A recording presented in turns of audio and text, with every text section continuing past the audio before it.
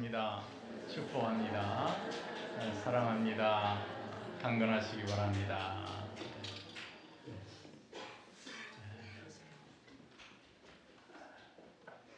네, 오늘도 하나님의 성전을 통해서 예배드린 여러분들 위해 하나님의 은혜와 평강 또 기쁨의 은혜의 역사가 가득가득 하시기를 주의 이름으로 축원합니다. 축원합니다. 우리가 성경을 보면 크게 두 가지 축으로 이루어지는 것을 볼 수가 있습니다. 하나는 죄의 용서입니다. 용서와 죄입니다. 여러분, 죄는 누가 짓는 걸까요? 죄는 누가 짓습니까? 사람이 짓죠. 그럼 용서는 누가 합니까? 하나님이 하신 거예요. 그럼 여러분, 죄란 도대체 뭘까? 아마 여러분들이 생각할 때는 살인, 강도, 사기, 또는 강간, 아마 이런 것들 생각하시는 분들이 계실 줄로 압니다. 물론 이런 것들도 죄예요.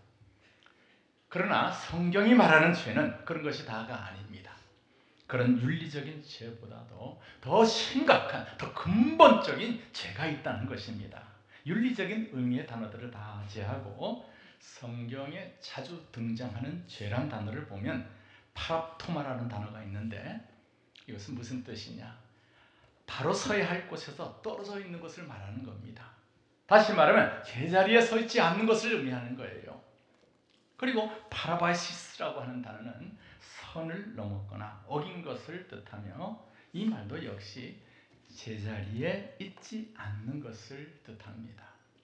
가장 보편적이고 가장 많이 쓰인 죄라는 단어는 하마르티아라는 단어인데 표적 또는 목표에서 비껴난 것. 내가 화살을 쐈는데 이 화살이 쏜 사람의 의도와는 전혀 다르게 그렇게 엉뚱한 곳에 감았는 것을 말하는 겁니다. 그러니까 죄란 한마디로 사람이 제자리에 앉고 엉뚱한 곳에 서 있는 것을 말해요. 다시 말하면 우리 하나님께서 나를 세상에 보내실 때 원하시는 삶, 다시 말하면 기대된 삶이 있다는 것입니다. 그래 인간은 그 생활을 해나갈 때 갈등이 없는 거예요. 행복한 삶을 이루며 살 수 있는 것입니다. 그런데 이런 하나님의 기대와는 다르게 제멋대로 살고 쾌락대로 살고 또 제 생각대로 마구잡이 사는 것, 이것이 바로 죄라는 것이죠. 그러니까 성경이 말하는 이 죄인 하는 것은 도덕적인 죄인뿐만이 아니라 바로 이런 죄, 하나님께서 애당치 의도하지 않았던 그런 삶을 사는 사람, 그런 사람을 죄인이다 이렇게 말하는 거예요. 어떤 권사님 아들이 회사에 취직을 했는데 영업부에 취직을 했어요.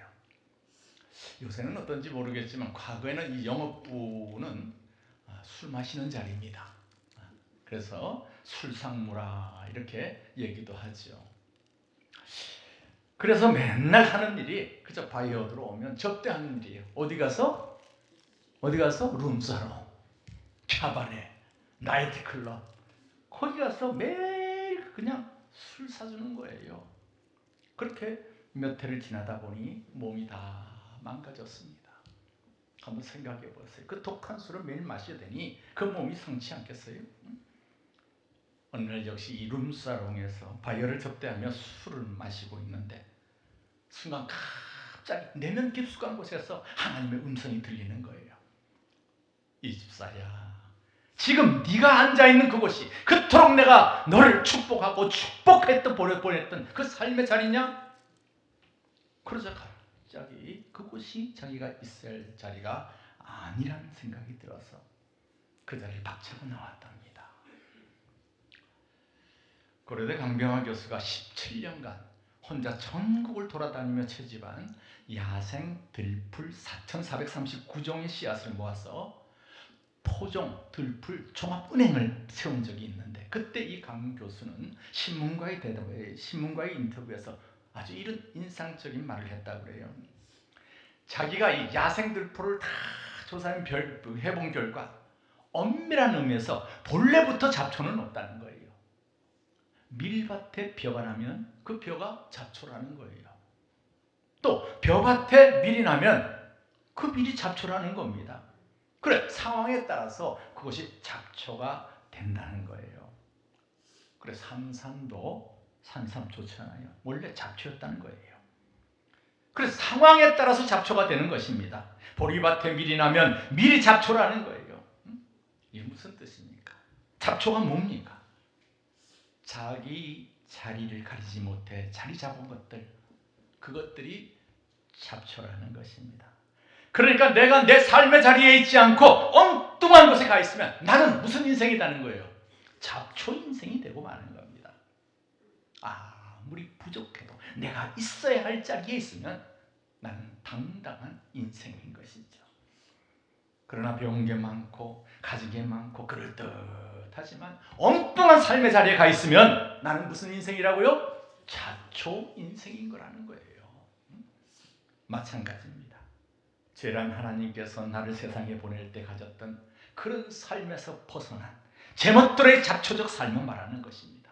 하나님께서 내게 기대하셨던 삶이 아닌 추하고도 더러운, 늘 스스로도 내가 이렇게 살면 안 되는데, 내가 이렇게 살면 안 되는데 하는 그런 자책감을 갖고 사는 그런 삶이 바로 죄인의 삶이라는 것이에요. 사랑하는 여러분, 하나님이 원하시는 삶을 삽시다. 하나님이 원하시는 생활을 합시다. 하나님이 원하시는 삶의 자리를 가집시다. 그렇지 않으면 내가 아무리 양심의 가책을 느끼면서 산다 할지라도 그 양심의 가책이 내게 면죄부가 되지 않고 마침내 그 죄악 속에 나는 쓰러지고 만다는 얘기예요. 내가 죄인입니다. 내가 죄인입니다. 여러분, 우스운 것은 우리는 양심의 가책만 느끼면 그런 대로 자신은 좀 괜찮은 사람이라고 여긴다는 겁니다. 수없이 많은 양심의 가책을 느껴도 실제로 돌이킴이 없다면 그것은 아무런 소용없고 오히려 넌 비련한 놈이라 주님 앞에서 책망받을 것입니다. 여러분, 가책이 있다는 것은 뭔가 문제가 있다는 것이고 그 문제를 과감히 청산하고 자신의 바른 삶의 자리로 돌아가는 것, 그것이 바로 용기라고 하는 것입니다. 그럼에도 불구하고 많은 사람들은 가책을 느끼는 것으로 만족해하고 여전히 그 자리에 머물므로 죄인의 삶, 죄인의 생활을 이어가고 있다는 것이에요. 그런데 여러분, 이런 죄를 지은 사람을 하나님께서 용서하신다는 것이 또한 성경의 가르침입니다. 어떻게 용서하시죠? 있던 죄를 그냥 없애준다고 하시는가요? 아닙니다. 그 죄의 대가를 반드시 치르게 하시고 용서하신다는 거예요. 대가 없는 용서는 없습니다. 그러면 죄의 대가가 뭡니까? 여러분, 사람에게 죄를 지면 그 사람에게 내가 해를 끼쳤던 거 2배나 4배로 갚으면 되는데, 변상해주면 되는데, 물질이 통하지 않는 영이신 우리 하나님께 지은 죄는 내가 어떻게 대가를 치러야 될까요?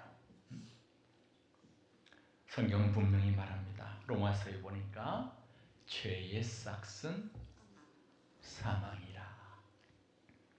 죄의 싹은 사망이라. 죄를 지었으면 반드시 죽어야 된다.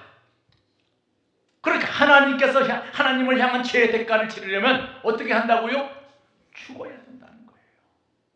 죽어야 됩니다. 그 방법밖에 없다는 거예요. 사무엘상 2장 25절 보니 사람이 사람에게 범죄하면 하나님이 심판하시려니와 만일 사람이 여호와께 범죄하면 누가 그를 위하여 강구하겠느냐 그랬어요. 길이 없어요. 죽어야 됩니다. 죄의 싹은 사망이라. 반드시 죽어야 됩니다. 하나님 앞에. 이런 절망적인 죄인에게 하나님께서 그 대속물을 가르쳐 주신 거예요. 우리 하나님께 죄를 짓는 자는 그 죄를 사함받고 싶으면 반드시 소나 염소 그리고 양, 형편이 안 되는 사람은 비둘기라고 이 살아있는 재물을 가지고 제사장 앞에 와서 그 재물에 손을 얹고 고백을 해야 된다는 거예요. 나는 죄인입니다.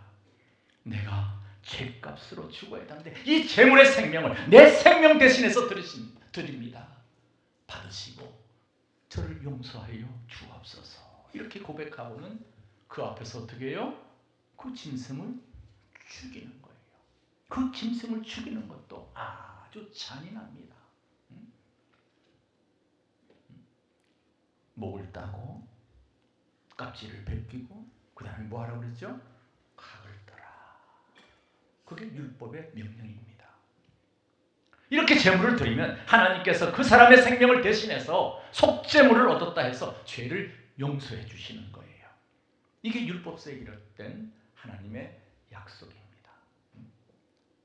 그 유명한 고난받은 메시아 예언인 이사야서 53장에 이런 증언이 있죠.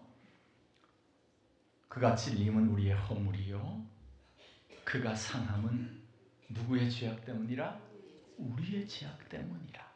그가 징계를 받음으로 우리는 평화를 누리고 그가 채찍에 맞음으로 우리는 나음을 받았도다.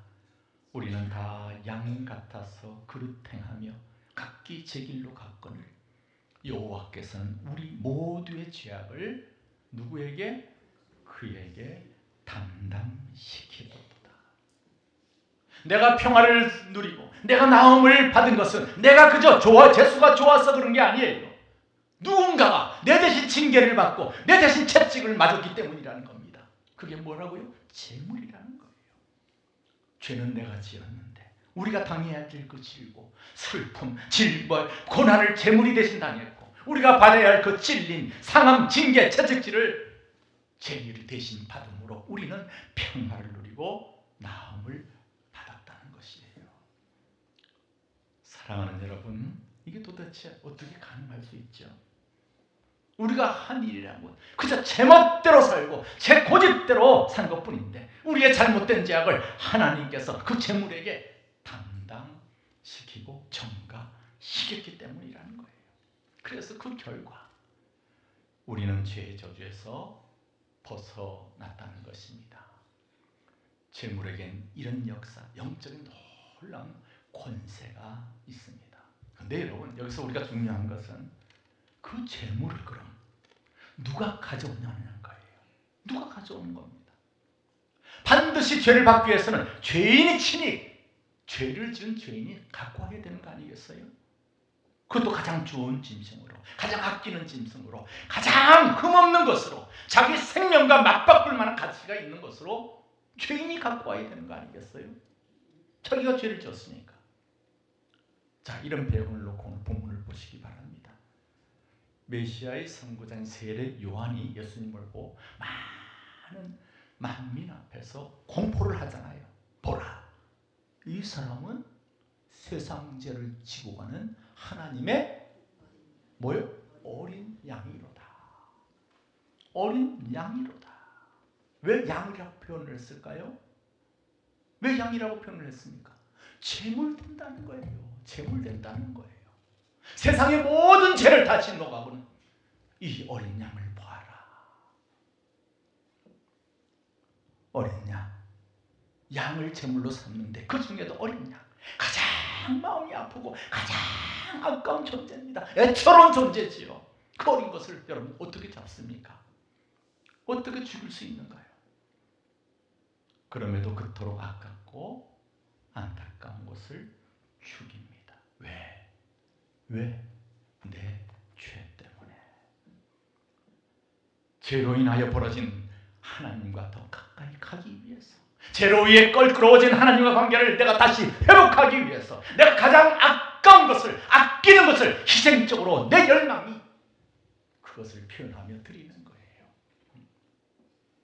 그러니까 그 어린 양은 내 마음의 표현입니다.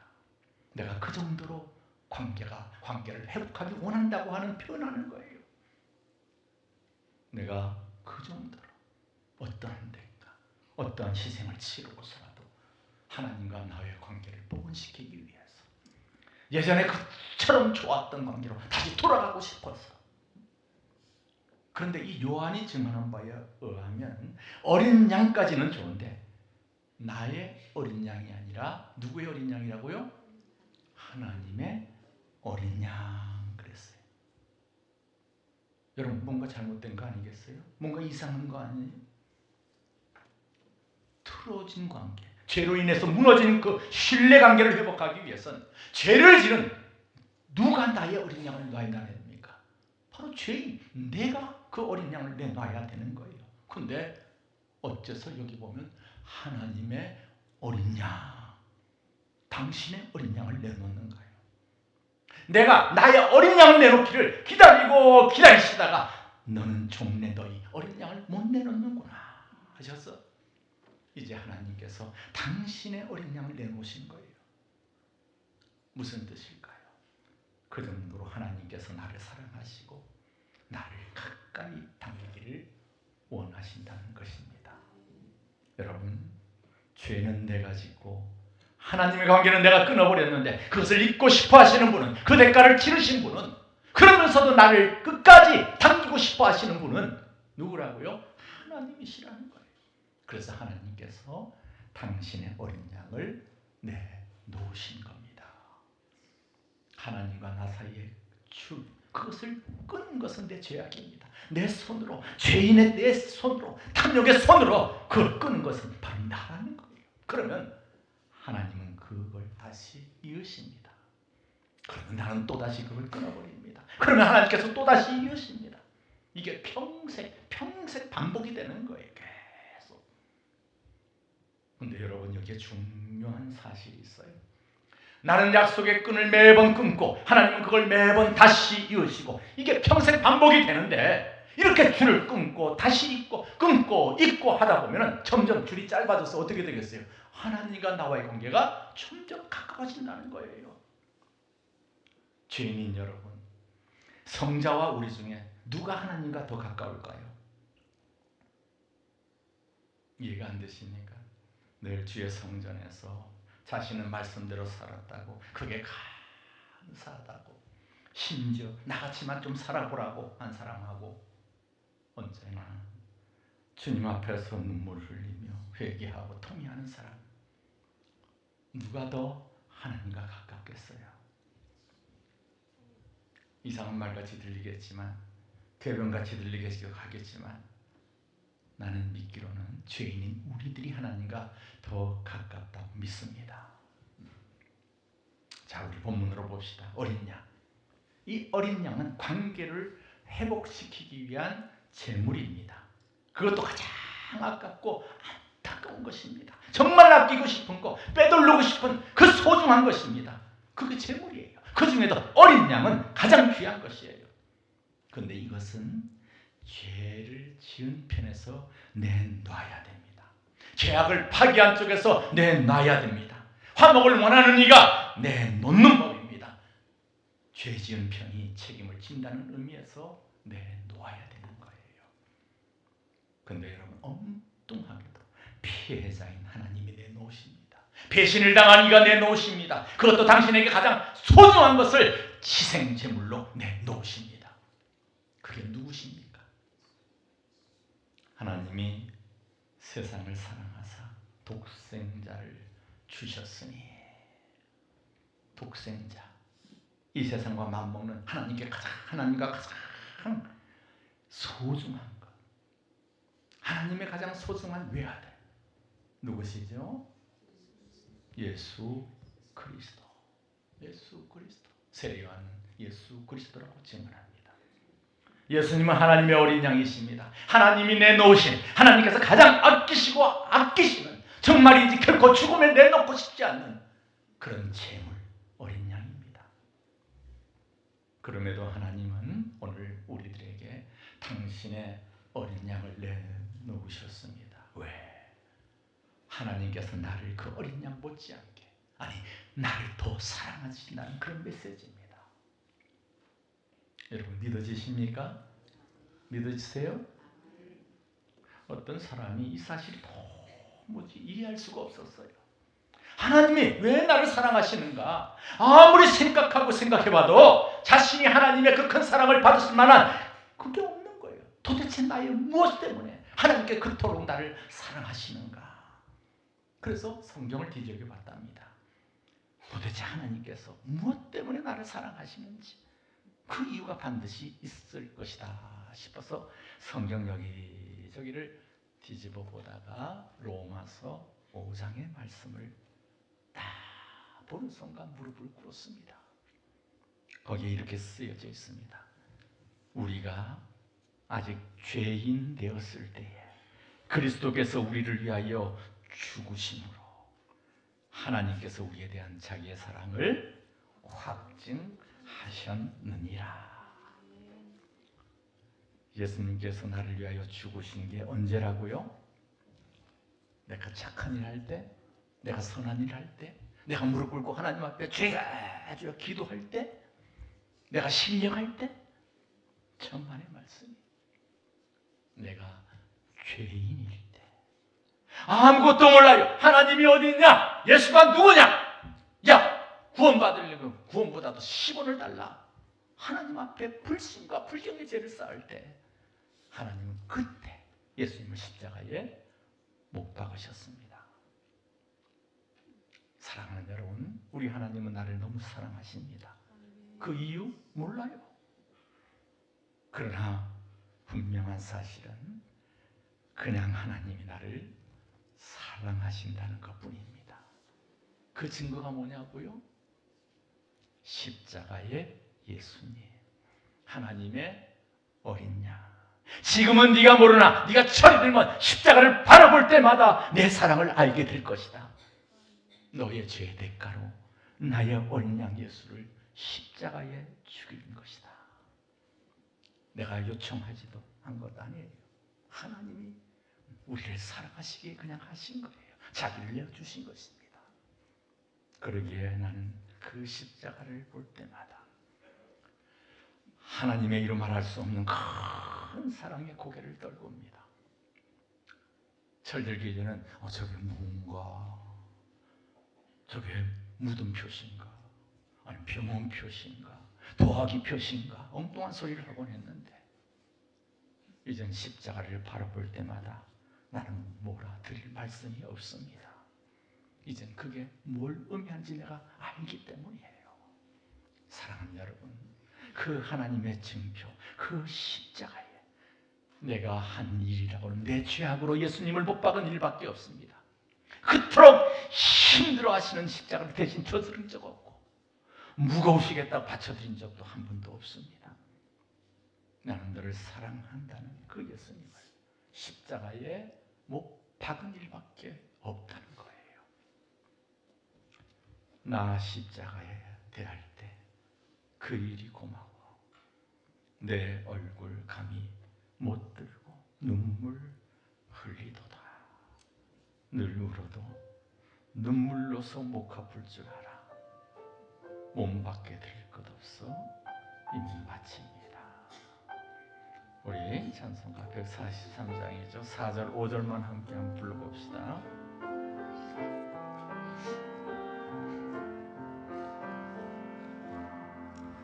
나 십자가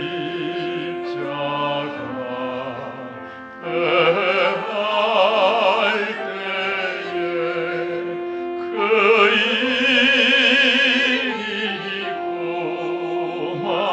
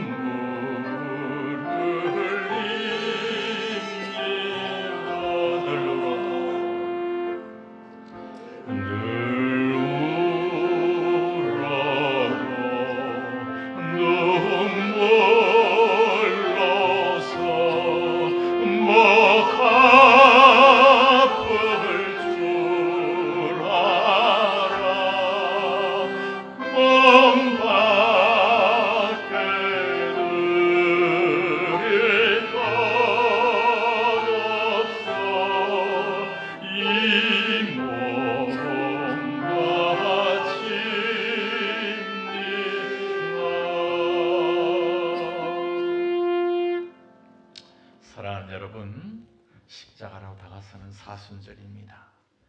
누가 우리의 눈에 들어와야 되겠습니까?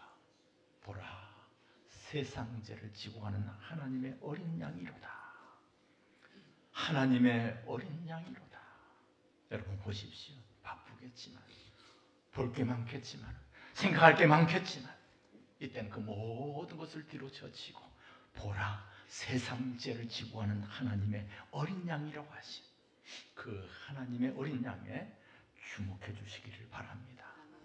하나님께서 나를 향해 내가 이 정도로 너를 사랑한다. 지금은 네가 잘 모르겠지만 네가 철이 들고 나면 십자가를 볼 때마다 내 이 사랑을 네가 알게 될 것이다 하여 자기의 사랑하는 외아들 그 어린 양을 내 죄값을 치르기 위해 죽이셨다는 것입니다. 그리고 그 하나님의 외아들 그 하나님의 어린 양을 죽기까지 말없이 순종했다는 것입니다. 그래서 하나님과 나와의 관계가 화목이 이루어진 거예요. 사랑하는 여러분, 사순절 넷째 주일입니다. 더욱 기도의 시간을 가집시다. 사순절을 묵상하십시다. 십자가에서 죽은 하나님의 어린 양의 주목을 하시기 바랍니다.